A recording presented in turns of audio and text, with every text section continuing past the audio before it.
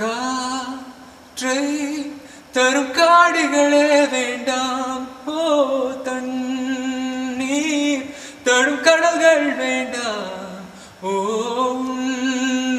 உறங்கவே.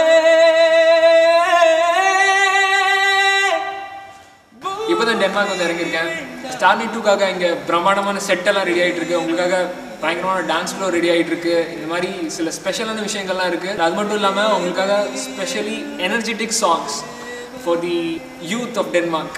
என்னோடு நீ இருந்தால் உயிரோடு நான் இருப்பேன், என்னோடு நீ இருந்தால் உயிரோடு நான் இருப்பேன்.